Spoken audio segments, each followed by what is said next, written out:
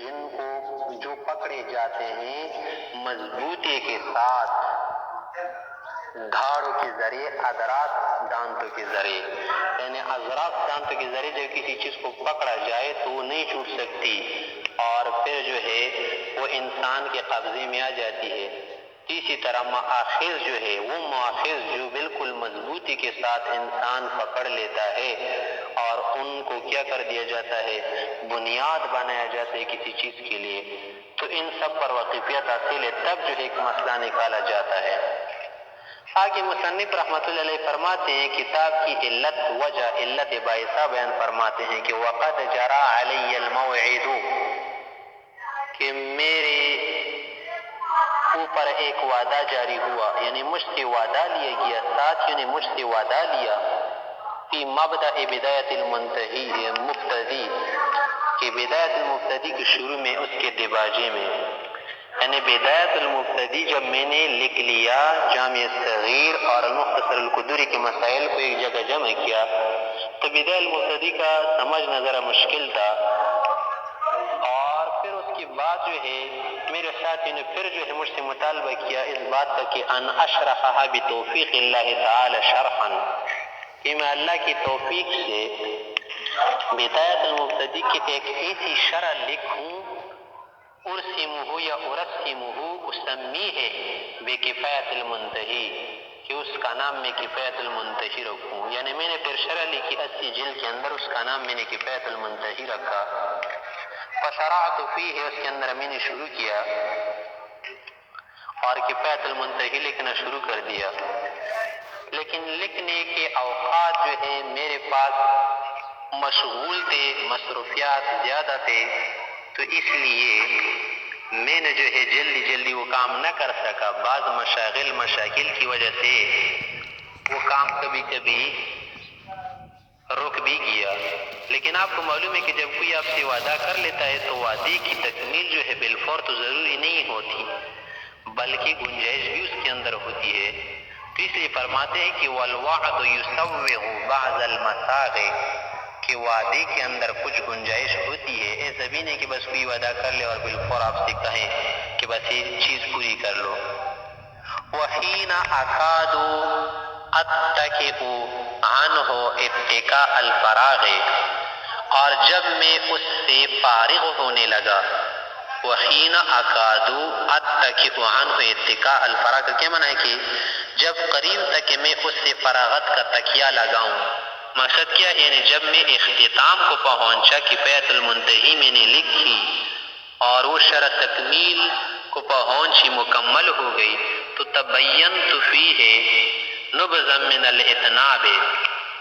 کہ اس کے اندر مجھے معلوم ہوا کہ اتناب زیادہ ہے، طوالت زیادہ ہے، طویل ہے شرح، تو کیا کر دیا، مجھے ڈر ہوا، خطرہ ہوا، خوف ہوا، وخشیت، مجھے خطرہ ہونے لگا، مجھے خطرہ کھٹکنے لگا، ایہجر لاجلہ الکتاب، ایسا نہ ہو کہ اس طویل شرح کی وجہ سے اصل کتاب بھی لوگ چھوڑ دے، یعنی اصل کتاب جو بدایت المبتدی تھی نا، اس کا بھی مجھے ڈر ہونے لگا کہ ایسا نہ ہو کہ اس طویل شرح کی وجہ سے، لمبی شرح کی وجہ سے اصل کتاب متروک نہ ہو جائے، تو لہذا میں نے دوبارہ جو ہے اپنے ارادے کو بدل دیا اور میں نے اپنی توجہ کی باغ جو ہے موڑ دی دوسری شرح کی طرف، فصرفت، میں نے موڑ دیا عنان العنایت، اپنی توجہ کی باغ کو میں نے موڑ دیا، یعنی جس طرح آدمی کسی طرف جا رہا ہو تو بارہ اس طرف سے کسی اور طرف موڑنا چاہے تو وہ اپنی سواری کا چہرہ موڑ دیتا ہے نا دوسری طرف، تو اسی طرح میں نے بھی اپنی توجہ کی باغ کو، اس کی نکیل کو جو ہے موڑ دیا، الی شرح آخر، دوسری شرح کی طرف، موسوم بالہدایہ، جو ہدایہ کے نام سے کیا ہے، موسوم ہے، نام دیا گیا ہے، اور اس کو میں نے نامزد کیا ہدایہ کے ساتھ، جو ہمارے سامنے موجود ہے، اجمع فیہ بتوفیق اللہ تعالی، اجمع فیہ، کہ اس کتاب کے اندر، ہدایہ کے اندر میں جمع کروں گا اللہ کی توفیق و اعانت سے، بین عیون الروایت و متون الدرایت، نقلی دلائل بھی عقلی دلائل بھی. عیون الروایہ یہ جو ہے صفت کی اضافت کی گئی ہے موصوف کی طرف. اصل میں یہ الروایات المختارہ کے معنی میں ہے. عیون الروایہ معنی پسندیدہ منتخب چنیدہ روایات کے ساتھ جو ہے میں کتاب کے اندر مسائل کو ثابت کروں گا. ومتون الدرایا اسی طرح الدرایا یعنی الدلائل العقلیہ القویہ دلائل عقلیہ قویہ کے ذریعے بھی میں بات کو اور مسئلے کو جو ہے ثابت کروں گا. یعنی یہ کتاب ایسا نہیں کہ بس صرف کیا ہے اس کے اندر عقلی دلیل ہو یا نقلی دلیل ہو، بلکہ دونوں سے مرکب کر کے دونوں کا معجون بنا کر ایک مسئلے کو میں واضح کروں گا، ثابت کروں گا، نقل کروں گا. تارکا للزوائد. پھر یہ سوال ہوتا ہے کہ جب آپ اتنے دلائل عقلی نقلی کو نقل کریں گے پھر تو کتاب جو ہے دوبارہ لمبی ہو جائے گی، جیسے کہ کفایۃ المنتہی لمبی ہو گئی تھی. تو فرما رہے کہ ایسا بھی نہیں، بلکہ میں جو ہے دو یا ایک دلیل کو نقل کروں گا، زیادہ دلیل کو نقل نہیں کروں گا. تارکا للزوائد.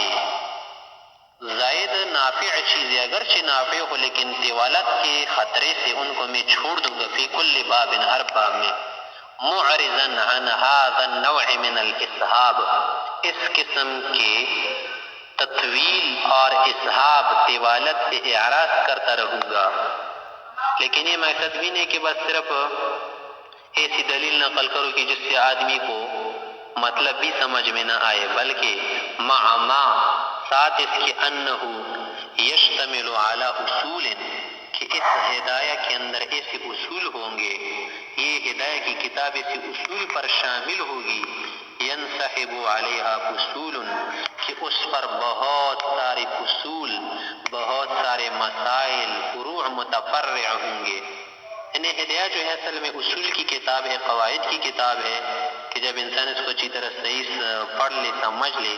تو دوسرے مسائل کا سمجھنا آسان ہوتا ہے. اس لیے کہ جب اصل اور قاعدہ معلوم ہو جائے، کنجی ہے تو جب کنجی کسی کے پاس ہو تو دوسری چیزوں کا کھولنا اس کے لیے آسان ہوتا ہے. تو یہ کتاب جو ہے اصول اور قواعد پر مشتمل ہوگی کہ جس کے اوپر دوسرے مسائل کا متفرع کرنا آسان ہو. اور یہ سب کچھ کام کر کے میں جو ہے اللہ سے توفیق مانگتا ہوں کہ یہ کام تو بہت مشکل کام ہے کہ میں اصول پر ایک کتاب مبنی کروں، اصول ذکر کیا کروں، قواعد سے اس کتاب کو بھر دوں، تو یہ کام ذرا مشکل ہے. اس کے لیے میں کیا کرتا ہوں، اسأل اللہ تعالی ان یوفقنی لاتمامها، اللہ سے میں سوال کرتا ہوں کہ مجھے توفیق دے اس ہدایہ کی تکمیل کا اور پوری کرنے کے لیے. وَيَخْتِمَ لِي بِالسَّعَادَةِ بَعْدَ اختتامها، اور اس کتاب کے اختتام کے بعد، پوری کرنے کے بعد اللہ میری موت کو سعادت کے ساتھ ختم کرے. یعنی مجھے آخر وقت میں کلمہ طیبہ نصیب فرمائے، نزع کی حالت میں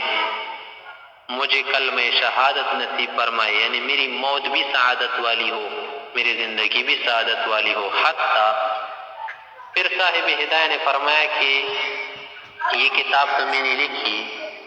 اگر کسی کا شوق زیادہ ہو، ہمت زیادہ ہو، مزید واقفیت کے لیے طویل چیزیں پڑھنا چاہتا ہو تو پھر جو ہے میری لمبی شرح کفایۃ المنتہی کی طرف رجوع کرے کہ اس کے اندر صرف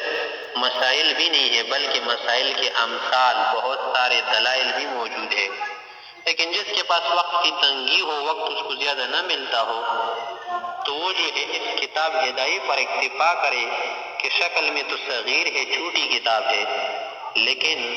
مطالب اور معانی کے اعتبار سے بہت جو ہے مناخیز کتاب ہے. تو فرمایا کہ حتی ان من سمت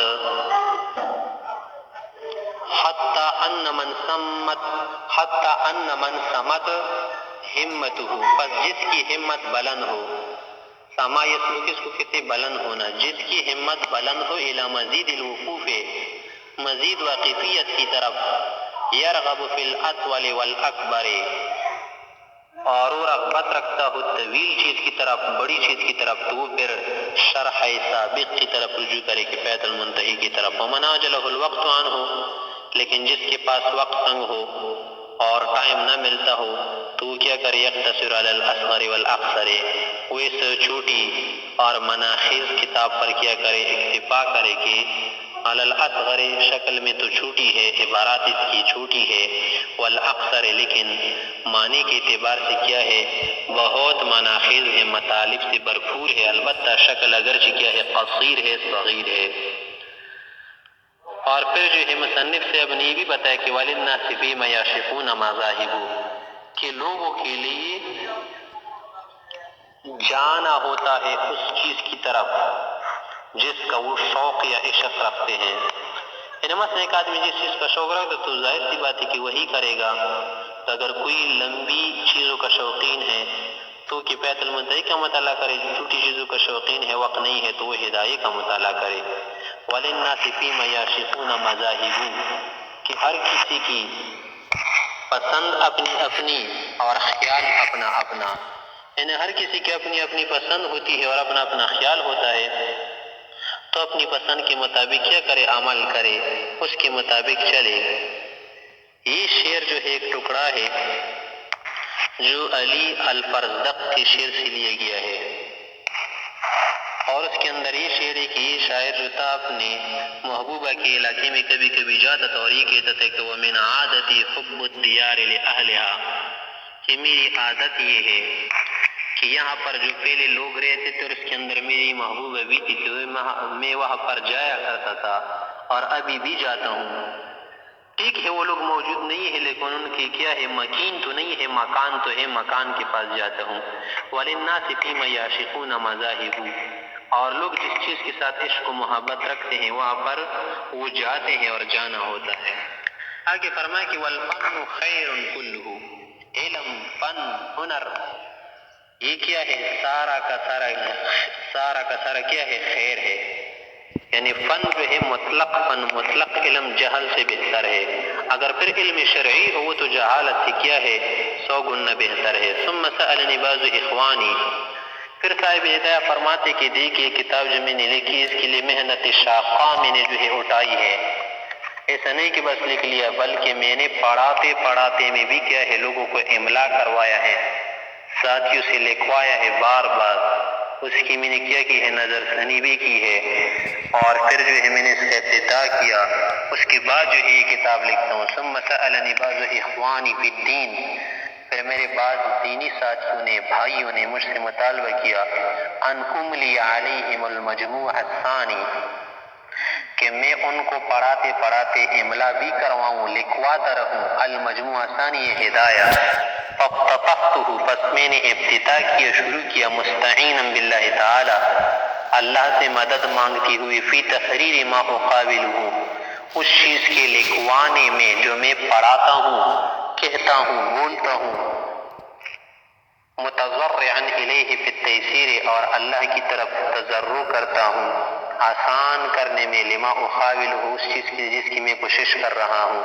کہ میں اللہ کی طرف تضرع کرتا ہوں، اللہ سے عاجزی کے ساتھ یہ مانگتا ہوں کہ میری اس کوشش کو کیا کرے؟ آسان بنا دے۔ انہ المیسر لکل عسیر، کہ اللہ آسان بنانے والے ہیں ہر مشکل کام کو، وہو علی ما یشاء قدیر، اور جس کو چاہے تو اس کی کرنے پر وہ قادر ہے، قدرت رکھتے، وبالاجابۃ جدیر، اور اللہ تو قبول کرنے کے زیادہ لائق ہے کہ وہ بندوں کی دعائیں قبول کرتے ہیں۔ وحسبنا اللہ ونعم الوکیل، اور اللہ ہمارے کافی ہیں اور ہمارے لیے بہترین کارساز ہے۔ مصنف نے اپنے آخر میں ہمیں یہ وظیفہ بتایا کہ دیکھیں ہر کام بھی کرنا ہونا تو اس کی شروع میں آپ جو ہے یہ ورد کیا کرے کہ حسبنا اللہ ونعم الوکیل، حسبنا اللہ ونعم الوکیل، کہ اس سے اللہ تعالیٰ بڑے بڑے کاموں کو، مشکل کاموں کو بھی آسان بنا دیتے ہیں۔ اس کے بعد مصنف رحمۃ اللہ علیہ کتاب الطہارت کو شروع کرتے اس سے پہلے حسبنا اللہ ونعم الوکیل پڑھ لیا۔